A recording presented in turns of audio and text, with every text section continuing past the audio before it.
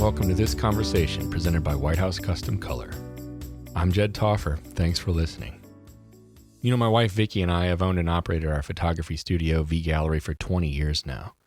White House has been our lab for the last 16 of those years, and we could not be happier. White House is a family-run business, just like ours. If you haven't already, check them out at whcc.com. And if you want to drop me a line, feel free to email me at jed@whcc.com. We wear so many hats as business owners. Seriously, do you even know how many different things you're responsible for half the time on any given day? And speaking of days, there just aren't enough hours in them, are there? Enter Gregory Daniel. Now that might sound like a strange segue, but hear me out. The one thing we all have the same amount of is time. So we need to make it count. I feel like Greg and his wife Lisa knew that pretty early on in their business. And keeping that in mind, they decided that they wanted to offer the best fine art photography that they could to their high-end clientele. It involved changing their perspective, flipping the script, so to speak, and looking at things from a couple different vantage points. In doing this, not only have they created a brand that's second to none on a national scale, but they're getting the most out of the time that they spend on their business, so they have more time for family, friends, and most importantly, each other. I'm actually honored to talk to you because, in part, you say you're nervous. But I kept thinking, he's not really nervous. He's just saying that. And it was really nice of you to say, oh, this is I'm so excited and I'm flipping out and all these things. And I thought... I know we know each other really well, but we don't know each other that well, because if you knew me that well, you would realize that when I'm either being videoed, and some of the people that know me out there will totally relate, when you turn a camera on me, or if you get me in front of a microphone and record me, or I have to read a teleprompter. Oh my goodness. I start thinking about my hands and my feet. I think of my stomach when it happens. Okay. And cameras are a different ball game for me. For whatever reason, this is fine. Yeah. The microphone's fine. There's no cameras. If there was just even an iPhone set up over here filming me, I'd be a wreck. Well, I feel much better with a friend in front of me. Well, I'm excited that we're doing this. I want to start, if you don't mind, if you just would talk about yourself. Oh, That's awkward, but yeah. For a little bit. Just for a little bit. Well, like what's your name? Okay, I'm Gregory Daniel, Titusville, Florida. Sunny Sunshine State. What a great place to own and operate an incredible portrait business. A good spot. It's a very good spot. Right. I'm in a marketing group, and we talk to each other all the time, and some of the guys are like up in snow country, like it's central like Illinois, where you live. That's right. Or like Minneapolis. Very close. That's right. Or Minneapolis, and it is tough to. I mean, it would be difficult. The whole business model strategy is quite different. Yes, it is. Yes, when I'm out on the beach photographing in January, I know I've seen you. They're not real happy about that. No, sometimes I get a little bitter. Yeah. So no, I started off when I was 12, and I'm like a whole lot of other people that. You got into this business because somebody said you were good. Somebody just breathed life into your soul. Was it a moment? Do you remember? Oh, I remember the moment exactly. What was the moment? I was in middle school, and I took a photography class because I couldn't go to PE. I was getting my knee operated on, so I took a photography class, and I photographed. Our whole job was to go out that day and photograph whatever you wanted to photograph. And I photographed this really old gentleman in a very dilapidated part of town. And I came back to photograph to develop back when you had film and you got, to develop it and see it all come up in front of you. Right. And this gentleman's reflection came up in this incredible piece of paper. And my instructor leaned over and said, "You have a gift." Really? And I'm like, oh my gosh, as a small child, a 12-year-old, that's a big deal. A big deal. It's a big deal at 44, by the way. And then he said, you need to take that back to that gentleman. Yes. And give it to him. And I did. And when I did, the next day, rode my little 10-speed bicycle up to him And I handed him the photograph, and he cried. Oh my goodness gracious! I still have that portrait. I still have it. It's in my case. I see it every day. And I really believe that a piece of that wonderful gentleman that had nothing, had really virtually from a materialistic standpoint, had nothing, and he gave me everything by crying and that gift. So I get a little, I think a little piece of him is in everything I create. Oh my God. It is. It's pretty cool. But there's other people along the way that I've been exposed to and given to that have mentored me and breathed life into me. Tom McDonald's one of them. You might know Tom.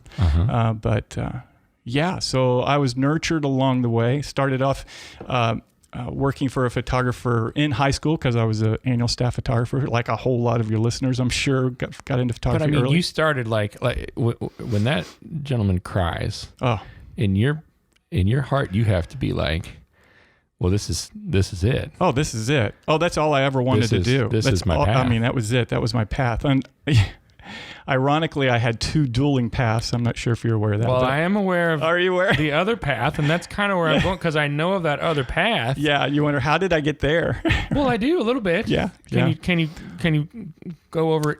Yeah, quickly? so when I was all through high school, I worked for a photographer. He taught me how to do combat wedding photography. You know, that's really just how to stay alive in the trench. And that's how to stay alive as a wedding photographer. It's like that. In the very beginning, it's like, here's how you stay alive, and these are the images that you get, and make sure you get this list, and if you don't, you're dead. You know, priority number one, survive. Yeah, number two is make sure you do not miss these very important images. Yes. And make sure the needles are all lined up and you exposed it properly, right? Oh, my goodness. Yeah, so combat photography, it helped me. It set me up for high-end portrait work. Right. Yeah. I bet it did. It did. Environmental portrait work. It really it was a great dovetail into that. But so he went out of business, ironically, and when I was 19, and I thought my life was over, you know, and my dad, I grew up in the space world. My dad was one of the main characters in the Apollo space program to put people on the moon. Which is awesome, Yeah, by the he's way. a pad leader, and we had astronauts around all the time. But that was not my path. That was not where I was headed. And I came home, and I had started my photography company right then because the guy that went out of business, he gave me his contracts that were on the books. He did. Yeah. So I have a instant wedding photographer, wedding company, and I photographed all the houses that went up for sale, multiple listings. So I got all those contracts. But I came home and said, Dad, I don't know what's going to happen. You know, I don't know where I'm going now. And he got on the phone, and the next day I'm working on the space shuttle, bonding tile. So now I have a company, and I'm bonding tile on the space shuttle. Yeah. So that's how it started. From 19 years old, I started a company, a photography company, bonding tile on the space shuttle, and because we were working 12-hour days, 7 days a week, and I'm living at home, and I'm collecting all this money and putting it in drawers, didn't know what to do with it. So about 6 months later, I started buying property. So I started a property company. So that's kind of from 19 was where I peaked. Such an entrepreneur, though. Yeah, but I don't know why that was, but I don't know. I just loved property. I loved photography, and I really enjoyed working on the space shuttle. I worked on that dueling program for 28 years. So you worked? Yes. Was for NASA? Well, I worked for the contractor that designed and operated the shuttle. It was Rockwell International. For 28 years. 28 years. And you were photographing. I did not bond tile for 28 years. Right, yes. right. You got promoted at some and then point. yes, and we grew the business, and it was really fortunate because I had a day job, and because I was in management and leadership, and your beautiful tax dollars and our beautiful tax dollars paid for my training for leadership things, that I could be the CEO of the company, the visionary of the company, and I could be the photographer of the company, and I knew my place in that role, and I knew my role as taking out the trash and changing the garbage. Yeah. Yeah. So I get that too. Yeah. So those roles, and so anyway, that's a little bit about me. How important has your wife been to your success? Probably as important as your wife has been to your success. Oh, by the way, I really think that you are like the Chip and Joanna. Oh my goodness. Of our industry. I look at what you do to transform spaces, and I think you could take that on I think there's something in there. You are not the first person to say that. It is amazing what transformations you do. Yeah. And when I first saw you guys years ago, when I came back into the world of teaching, and I saw you guys on stage, I was like in awe. I'm like, oh my gosh, is that what I'm supposed to be doing now? Yeah. Right. There's no way. I mean, you knew how to make logos and T-shirts and really cool stuff. I mean, brilliant. Your marketing and style are brilliant. So yes, my wife is as important as yours is. What's it like for you working with your wife? Oh, it's fantastic. It is. I mean, it is. I hear a lot of folks that have struggles back and forth. Mm-hmm. I think in the very beginning, when right off doing weddings, and I was raised doing combat photography, right? So I was doing that on my own until she came along, which is right. We were married at 21, and so right off, 20 years old, she's helping me with weddings, and she had to draw a line pretty quick that I'm not an employee. Yeah. Yeah. And so you had to learn that. You had to learn that up front, that even though you as the photographer, you still have to recognize this is your wife that's helping you hold this light or get into position or do these things. And so, but that didn't last that long. That was a very short kind of jaunt, but I mean, there's a little bit of I'm like that. Those commercials where you see a guy walking around and there's this lady on his back, and just walking all over the place. I would love that. I mean, I could wear her like a backpack all day long and be happy. But she's not exactly like that. Yeah, she likes that's not her thing. No, that's not her thing. And so no, she likes to have a little space. But I mean, she could just hold my hand all day long and I'd be happy. So she's pretty great. She's a great person. What an incredible person to spend my life with. I mean, it's fantastic. No. What does she bring to the table that you don't excel at? Well, I'm not as confident in myself as she is. She believes in me, and she's believed in me from the very, very beginning. Wow. And she pulls out of me all the good things. And that's a beautiful relationship. It's an incredible relationship. That's symbiotic. It is symbiotic. And I really mean that. I mean, if you see her, one of the cool things about her is it takes two people to fight, and she doesn't fight. She doesn't do it. She doesn't do it. And she has never, I mean, the people that know her realize she has never, she doesn't say anything bad about any or think anything bad. It's always the positive. It's always, but right. Right. They're just having a bad day. She really believes in that, Right. So she is just the best of a human being. And I'm very fortunate and blessed to be with her, spend this life with her. You guys have essentially built, now I'm going to go on a limb a little bit here, right? Okay. Because I follow you on the socials and whatnot, and you're always stepping out of a beautiful car with a big print and taking it into a beautiful home. Right. And your hashtags are even about Gregory Daniels and the most beautiful homes, stuff like that. Right.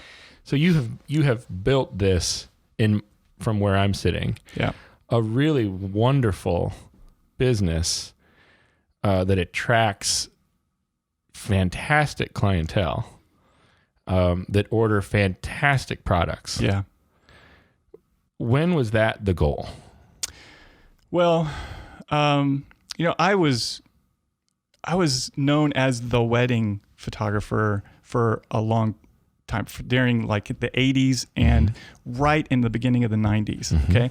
And so we were working with really high-end markets in Orlando, and we were part of a wedding team, that when they came into this particular bridal gallery, that we were the part of the team that would just do these really nice high-end pieces. So we were very familiar with dealing in that group and that realm of people that had means, and so that was our brand, was a fine French brand in the wedding business. But you wonder, why would I switch? Well, it was family. It's why I switched over the portrait business, because Your girls. our girls. Yeah. And our girls are really, we're a really tight-knit family, and our girls meant so much to us. And when they started getting to the age of where they were going to go to school and things on the weekend, we knew the wedding business, as much as we loved it, and we were at the top of our game at it, that it didn't fit the priority in our life, which was our family. Right. And so, Tom McDonald and some other mentors helped us shift into focusing on maybe the portrait end, the high-end portrait end. So changing that is a really difficult switch. Yeah. And it needed to be something that I wanted to do and I could love and enjoy. And I still wanted that fine French brand. So making that switch, I had to find a niche that I felt great with. And fortunately, in the early 90s, I ran into a gallery in San Francisco, and it had these really cool, beautiful ballerina paintings. And Lisa, my wife, was a ballerina, and so it really hit home to me that these realistic, kind of beautiful paintings were up, and the one was $80,000. Oh. I thought, well, that's expensive, and and so, but there was one that looked exactly like it over here on the other side of the wall, and it was like $6,000. Yeah.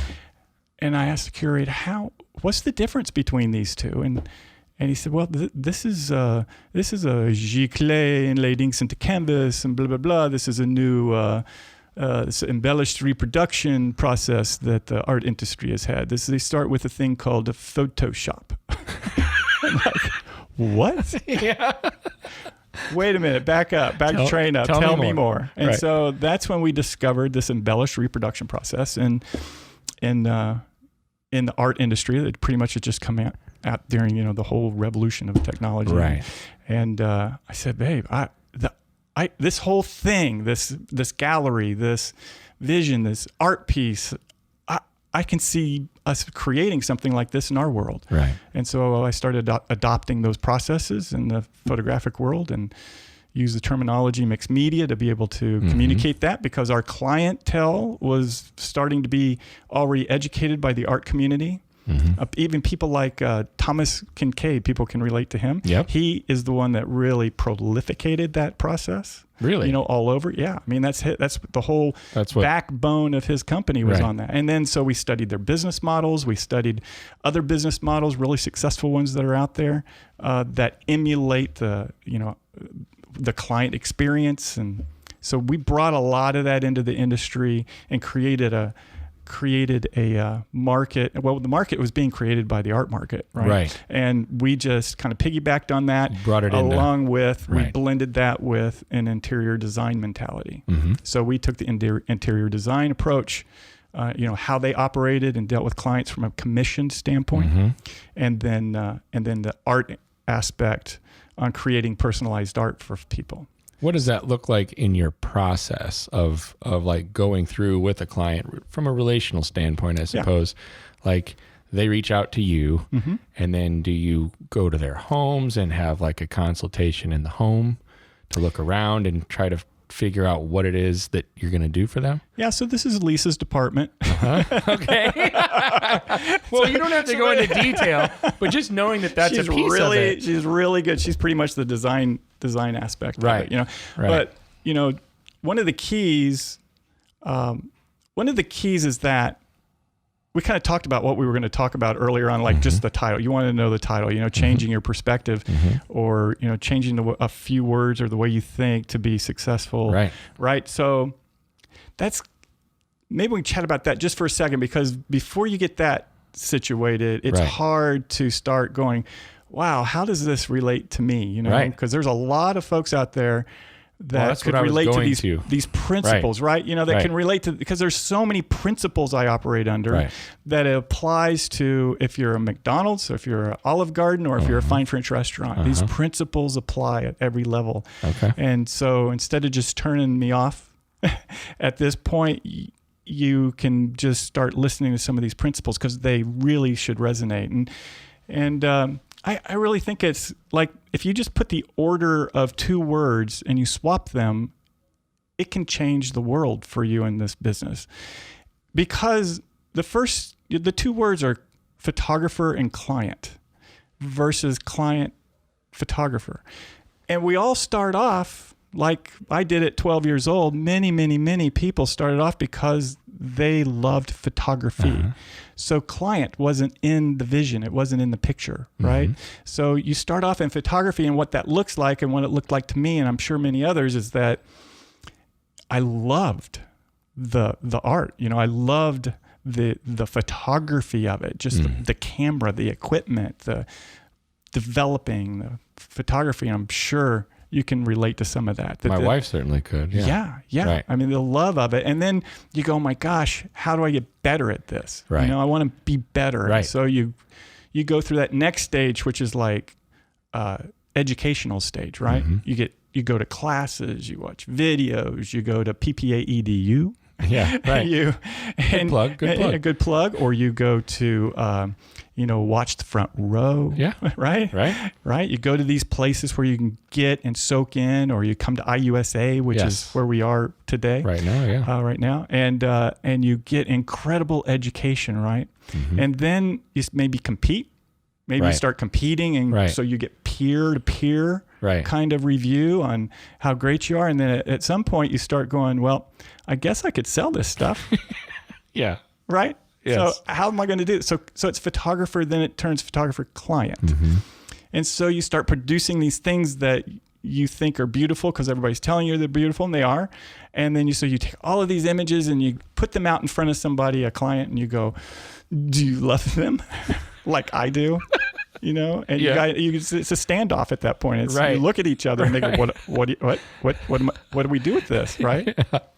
Yeah. And it goes on and on and on. And then, now we're at the point where there's a whole lot of, I'll just give you a disc, right? Yeah.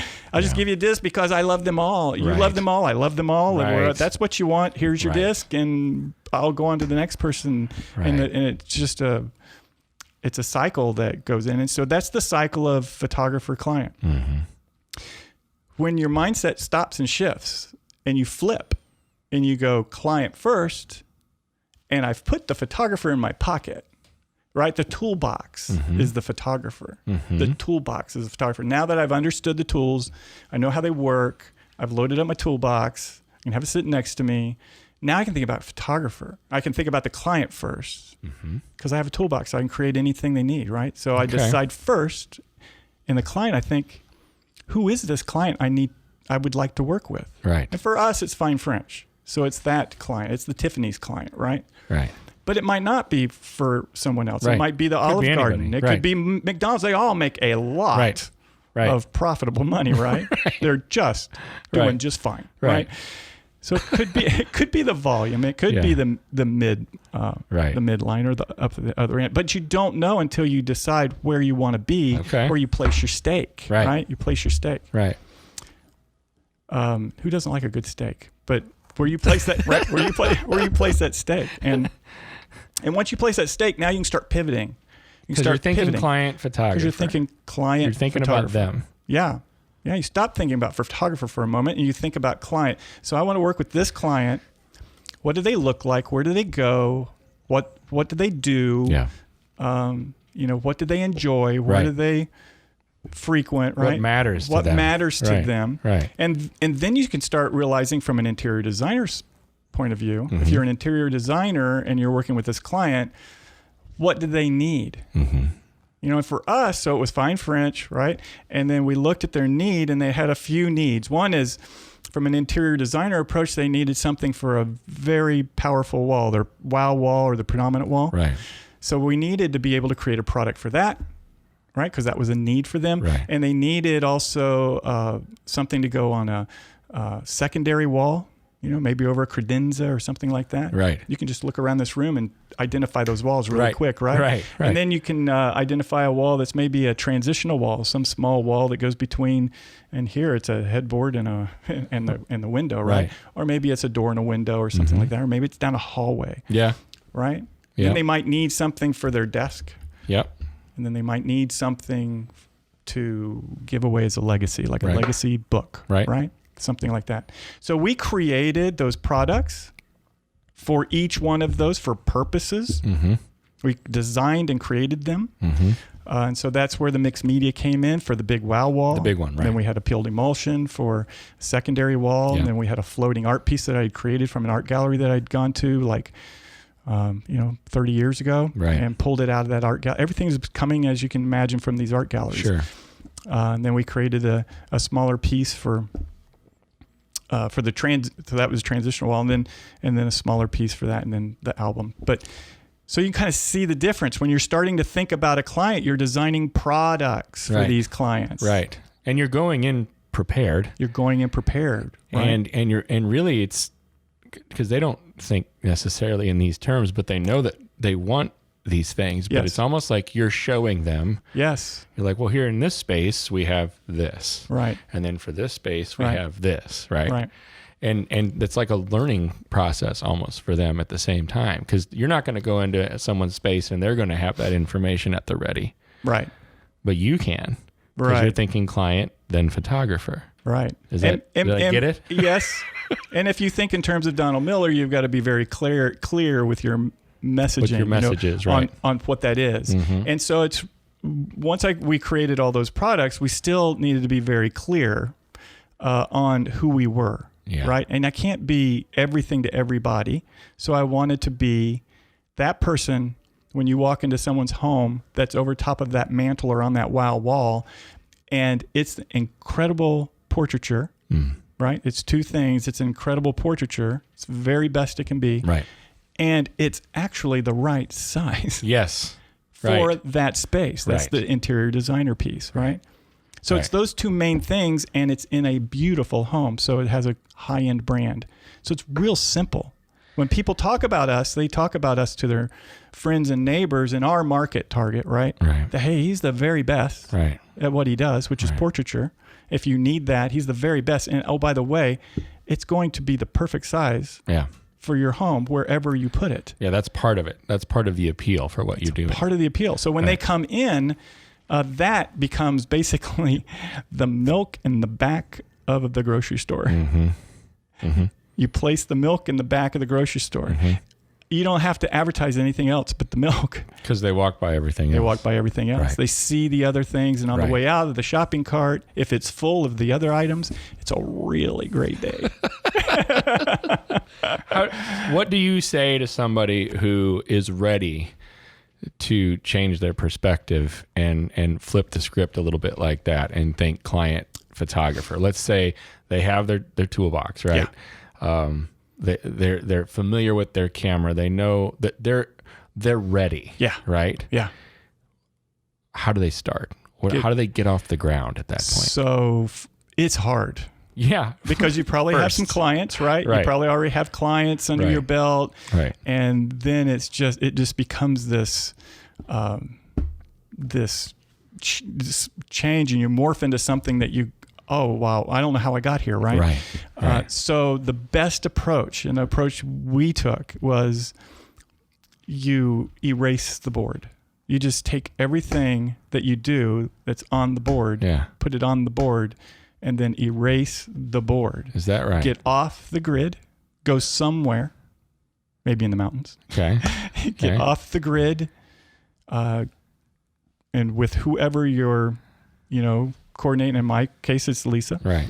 And we erase the board, and we go, let's dream. Let's dream. What things like you start asking yourself the question, who is it that we want to work with, right? Go through those exercises. And then what would be, I'm talking about erasing the grid with a price list, erasing the grid with your clients, the whole thing, right? And start with, what would you love to do every single day of your life?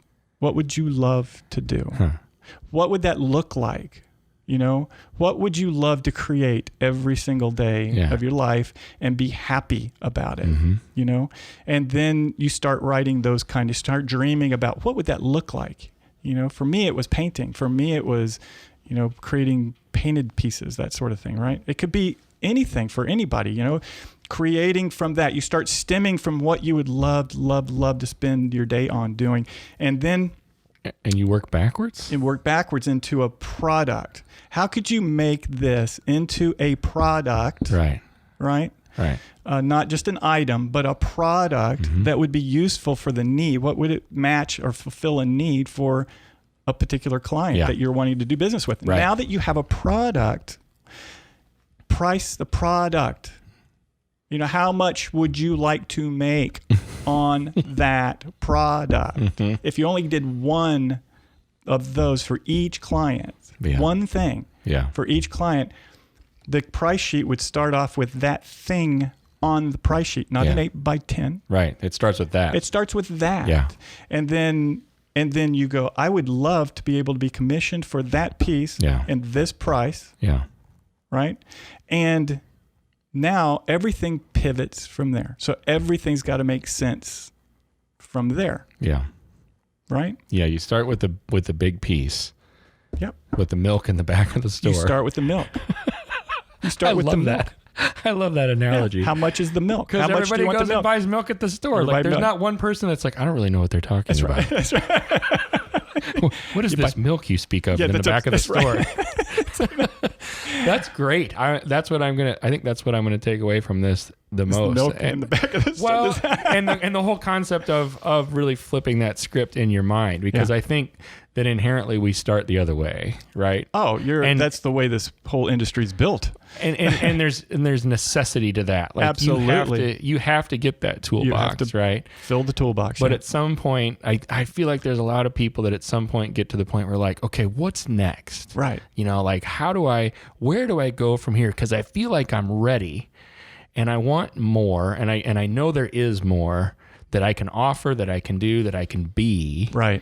And I like how you just flip those two words around, and everything changes. It all changes there. Yeah, it all pivots. It's all about pivoting. You know, you grab something, you pivot on it, and it's hard to pivot when you're in the middle of just, a deck of cards that's all just spread out, and it doesn't have any really sense to it because it was put together as happenstance. Right.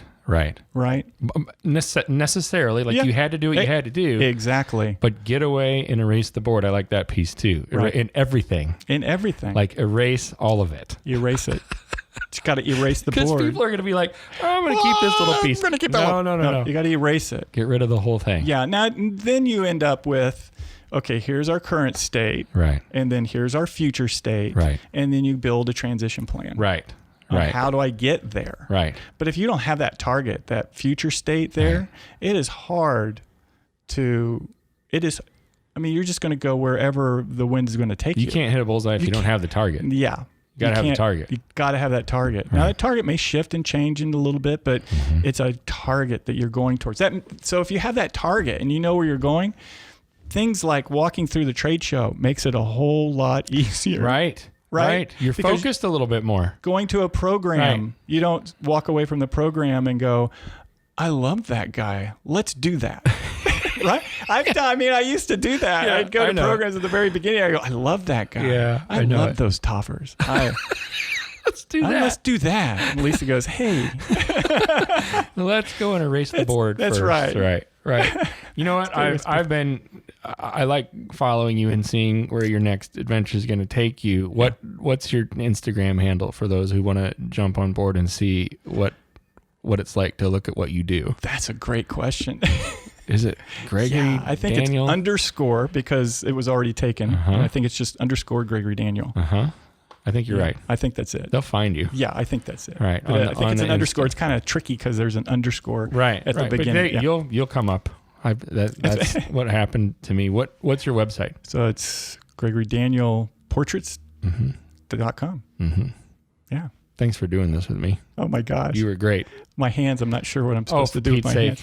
Well, no one's going to know because they can't see us. They're sweating. Well, this was a lot of fun. There's a lot of things that people can take away from this, and I'm just honored that you would join me. Well, thanks for having me. Have a great rest of imaging. I appreciate it. Thanks, man.